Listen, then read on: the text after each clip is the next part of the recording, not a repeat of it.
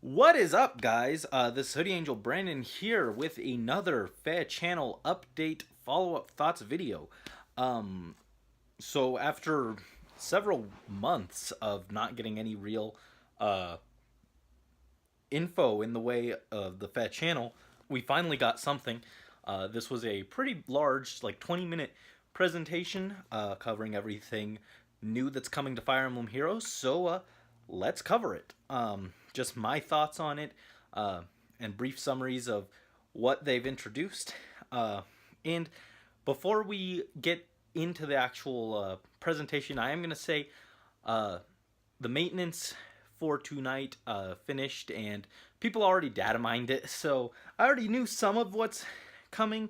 I've already seen some of it, and well, let's dive right in, because conveniently enough, what I saw was the first thing they covered, which is they started with a update on Choose Your Legends characters. For everyone who doesn't know, Choose Your Legends was an event running up to the launch of Fire Emblem Heroes, where we all voted on some of our favorite heroes. People forgot that Xander is the greatest hero in all of Fire Emblem, and regretfully did not get him to the top 10. I'm very sad about that. But a lot of other favorites made it in. Predictably, Ike, Lucina, Roy, Lynn were our top four. They got, as the top four, they got super buffed versions of themselves, which released in like August. And so as a follow-up to that, they covered some units that only made the top 20, but didn't quite make the top 10, and they are actually finally coming into the game. Those units being fan favorites: Joshua, Lute, Dorcas, and Mia. Unfortunately, Dorcas forgot his mutton, but of those, I only know Joshua and Lute because I did play Sacred Stones, and then the other two I don't really know. But the first thing that stuck out to me about this was, and these were the characters that were data mined, I've already seen their stats and their weapons and skills and stuff. It's hilarious that they're adding these guys in before they actually rounded out the top 10 most popular heroes. They completely forgot Makia. I don't know how to pronounce her name, from Radiant Dawn, I think. It's one of the Radiant games. I keep mixing them up. But they completely forgot that she exists, and they're adding characters from the top 20 instead of her. She'll probably be like, I don't know, I'm guessing they're saving her for something big. She might be our 1-year anniversary unit, because she is very popular. All the time on Reddit I see people like, where's Makia? But those guys drop later tonight. They'll probably actually already be out by the time I finish uploading this video. But wow, they are just they are just like, oh, they have such like incredible weapons. They're just like, everyone was up in arms about Aira or Arya a little bit back. These guys are like, wow, there are so many like super strong swords out now between her, Sigurd, Joshua, Mia. There's just like so many good reds out right now. Oh, Brave Roy, of course. I'm actually considering dropping Quick Riposte 3 off of my Xander, which I did pay 20,000 feathers to upgrade a Tsubaki for. I'm actually considering dropping that for Swordbreaker, just because this is getting ridiculous. Xander is not even keeping up with swords.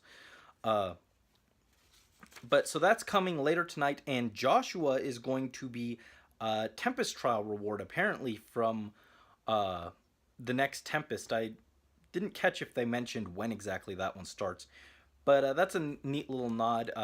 Joshua's title is the Tempest King, and they're having him as a Tempest Trials reward.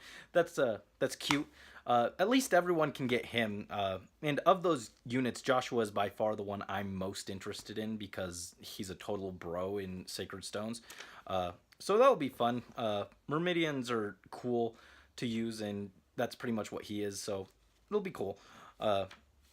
Next, after all of that disgusting power creep that they had with that we had already seen in the update, from the data mine, they went and talked about how uh, they're actually working to bring older units up to compete with these newer units, which is something they mentioned in a interview a while back. And then seeing these heroes, I was laughing. I was like, wait, we're definitely working to mitigate power creep by power creeping extra hard.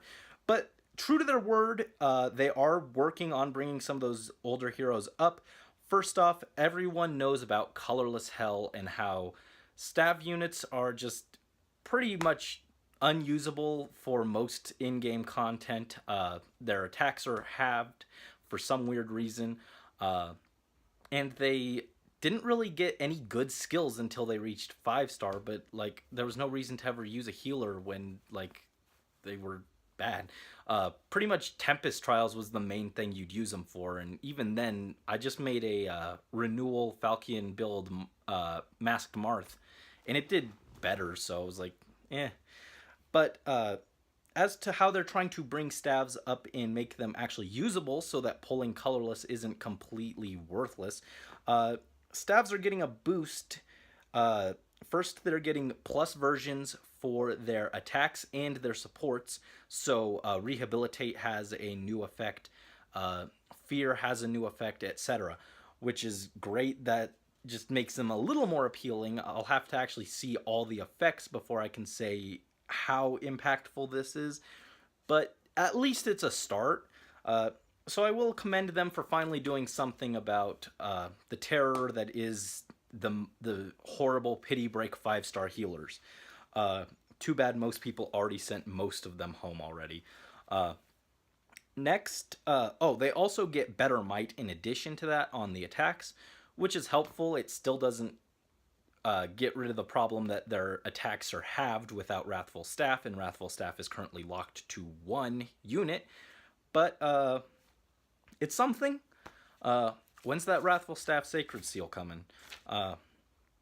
Next, they're changing the countdown trigger for various specials. They'll basically charge faster, and those are the useless AoE specials that nobody ever used that tend to come on the Grand Hero Battle units. Things like Blazing Wind and Rising Thunder and so on. Also the Astra line, which is just... I still don't see anyone using either of those, honestly, because Astra is too dependent on you actually dealing damage, whereas I can run Luna and cut my opponent's defenses in half, or I can run Ignis or Bonfire, Glacies or Iceberg, and just do guaranteed damage with that. AoE can't kill even if you would kill, so it's just things that I don't see being used very often, even with the buff, but it's nice, I guess, for some niche builds. And then finally, the Soul line is also getting the same treatment. That's Noontime and Soul. Again, the problem with those are it doesn't heal how much damage you would do, it heals how much you actually do. So if the enemy has 3 HP left and you hit them for 30 damage, you don't recover half of that for 15, you recover half of what you actually did, so like 1 HP. Just not terribly useful most of the time. If you're going to run something as special to heal yourself, you're probably running Aether, and you're getting that extra bonus points for Arena anyway. So it's a cute thing, but I don't see it making any real impact. I've seen very few builds that actually run a healing special, and even less that run Astra and the AoE specials. So at least they tried. I still don't see it making an impact.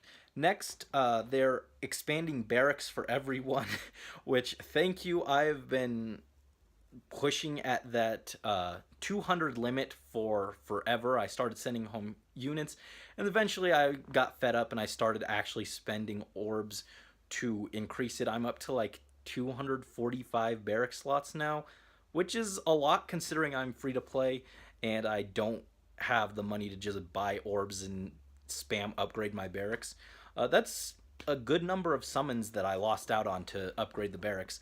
And that's a flat 100 plus to everyone, whether you've upgraded 0, you've upgraded a few like me, or if you've already reached the cap and upgraded to the max, they're still going to push it 100 more for you.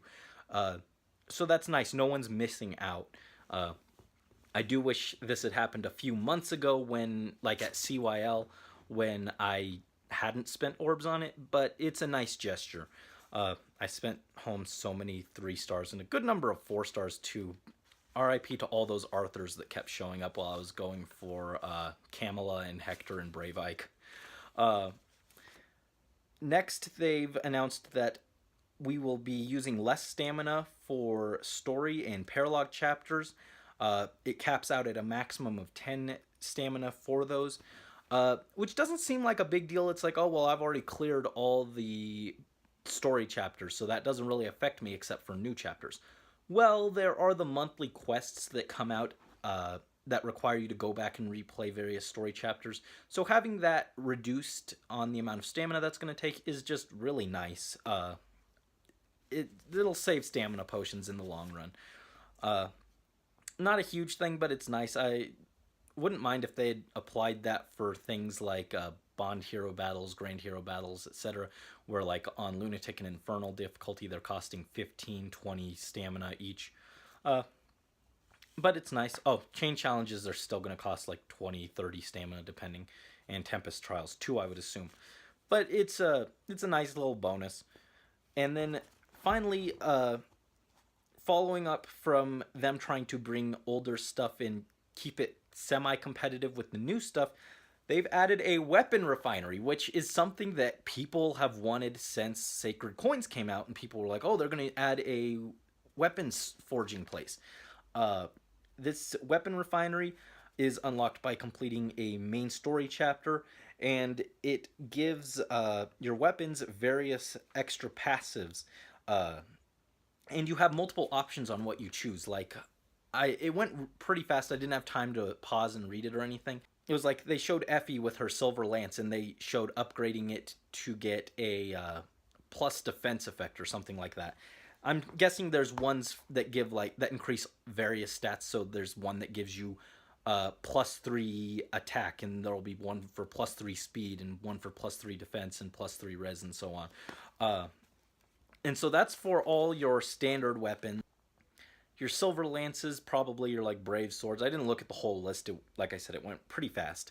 But those use a new currency, or currencies rather, called arena metals and refining stones. Arena metals are obviously earned in arena, and refining stones are from, forget where they said those are from, but I know they mentioned you'll be able to get them from like quests and stuff too, so even more excuses for them to give us less orbs, which they've started doing since they introduced the Sacred Seal Forge. What's interesting about this is they're telling us this right up front, whereas with Sacred Coins they wouldn't tell us for months. I wonder how much backlash they got over that with keeping us in the dark for that for so long. That they decided this time we're just going to be upfront with them about it. This is what it does. So if you want to upgrade this, get to it. Get to earning these things now. Don't put it off because you don't know what it's going to be. Because I know a lot of people did that with Sacred Coins. They're like, oh, well, I don't know what it's going to be. It might be for something really useless. So they didn't really try that hard on arena assault runs, and they missed out on 30, 40, 50 coins they could have earned if they had actually taken it seriously. And then they got a little salty about it. When it turned out the Sacred Seals being upgraded was very powerful. Which, speaking of, they've been throwing coins at us lately. Like, I'm surprised it doesn't use Sacred Coins because they've thrown so much at us. I've got 3 fully upgraded seals, Distant Defense, Attack Smoke, and Attack Ploy. And then I also made Deflect Missile and Deflect Magic, and I've still got 300 coins left that I don't know what I'm going to do with yet. So they're drowning us in coins, which is where all our orbs have gone this month. But, so you can upgrade various weapons with that, and you can also upgrade legendary weapons, but only certain ones that have been considered to be rather lackluster compared to things like Xander Siegfried, which makes me sad that Xander Siegfried isn't on the list of upgradable weapons because I really wanted to give it like res +3. Because I'm determined to make Xander into the ultimate magic tank even though I'm aware that that is a terrible idea and he has better things to do with his time, I really want to play to what makes him unique, which is being a distant counter sword uh, cavalry tank. So I want to improve his magic tanking capabilities to be on par with his physical tanking capabilities. I know it's not necessarily the most optimal way to build him, but I'm having fun with him, so that's what matters. Uh, but for legendary weapons, you can upgrade Fujin Yumi, which my Takumi is so happy right now that I didn't end up buffing his or swapping him out for a Brave Bow after this last gauntlet, which I was very tempted to do because I was Team Takumi and he's been pretty useless with Fujin Yumi. I did consider building him with a Brave Bow, but that would make him very similar to Klein, who I'm also building. So I've been putting that off, and luckily it's paying off because I can upgrade his useless weapon and get something a little better, hopefully. And for legendary weapons, you use something called Divine Dew, which you will get as like a side effect for using refining stones. Uh, they didn't really go into that in depth. Uh, but there are other various weapons that can upgrade. Like, I think they said Tyrfing can become the Sacred Tyrfing, and Durandal can become Blazing Durandal. So buffs for those old characters like Eliwood and Seliph, who were traditionally pretty terrible. And then they're in Seliph's case, his dad came out, and in Eliwood's case, his son came out with the CYL version, and they just blew him out of the water. There's something there for them, which is nice. Finally, some weapons are able to be upgraded, not in the way that these other ones like the Silver Lance are, but instead ones like Killing Edge and Wolf Tomes actually go into a new weapon, basically. Killing Edges will become Slaying Edges, and the same for other killer weapons. I think Setsuna's Assassin's Bow becomes a Guard Bow, which probably has built-in guard as well as whatever Assassin Bow had, which I think was like Dagger Breaker built into it or something. Wolf Tomes are probably just getting stronger, like a stronger passive, in addition to being anti-cavalry and getting more might, and so on. So lots of cool new toys. Slaying weapons are actually widely available now, and suddenly I regret sending home the second 5-star Catria that broke my pity rate. She had a Killing Lance, and I sent her home. Now I could have had a Slaying Lance without sacrificing a Nephany. Oh well, I've got other units with Killer Lances that I can promote if I really want it that bad. I can't think of anyone who really needs a Slaying Lance that badly. But Kamala might want a Slaying Axe if Emerald Axe doesn't have a nice thing to get upgraded. Anyways, so that wraps up their addressing power creep and so on. Finally, this is going a little longer than I anticipated, as usual with me. They announced a Legendary Hero Summoning event, adding various seasonal units and a new unit, and some other fan favorites like Ike, as like this kind of big banner with a 8 base 5-star chance, and it sounds like those are the only units you can pull as 5 stars. So no pity breakers coming. I mean, obviously there'll be, with multiple units overlapping, you could get someone you don't want, but you're not going to see your pity breaker 5-star Catrias or your Sakuras when you try and pull colorless. It's going to be from this set pool, is what it sounds like, but I can't confirm that, of course. 8% is just amazing. What's sad is I might not even pull on that because I still really want a Halloween Henry for my armor unit team. But that's coming November 27th, so we do have some time to prepare for that. And then finally, they had this big anime cutscene with a new hero on the Ascrian side, although apparently she's not actually Ascrian, and new units on the Emblean side, but again, probably not actually Emblean, probably from like an allied kingdom. And those units were being showcased for the new Storybook 2, which is basically our second set of main storyline chapters. And they had, in particular, they showed off Surtur, who is the ruler of flame from the opposing side, and Fjorm, who is the princess of ice for our side, basically. And Fjorm is actually going to be a guaranteed unit for clearing Chapter 1 of Book 2. And she's also apparently on the Legendary Hero Summoning event as a unit you can pull there too, so probably for merges and stuff. Uh, so lots of cool, interesting stuff. I'm still concerned about the way they're moving with these new units becoming so power creeped. I was really hoping it would take them a lot longer than halfway through the first year to get to this point. But they are also keeping to their word and at least trying to do something about it to keep the long time units usable. We'll have to see how it actually pans out. So I'm cautiously optimistic, very cautiously though. I Because the last few sets of units, basically everything from the Sacred Stones banner to now, have just been disgusting for various reasons. It's just been really good. Uh, and no surprise, but I think they killed off my boys Xander and Camus because we still haven't heard anything about them since their first Grand Hero battle. They haven't come back. They haven't been mentioned or anything. I honestly think eventually they're just going to dump them into the summoning pool as 5 stars so that they can make money off them because they're too good to be given away as free units. But then they also giving away Fjorm, and they gave away Arden and Black Knight, who are both really nutty as well. So I don't know what they're doing. I just want my boy Xander back. I need merges. Intelligent Systems, if you're watching this for some reason, please send me like 9 more copies of my boy. That's all I ask. Anyways, thank you all so much for watching, listening to me ramble about this. Let me know what your thoughts are down below. Are you concerned with this power creep that, as everyone's been saying, I've been saying, that's kind of entering the game? Or do you think that their efforts to buff older units and make them viable is actually going to pan out?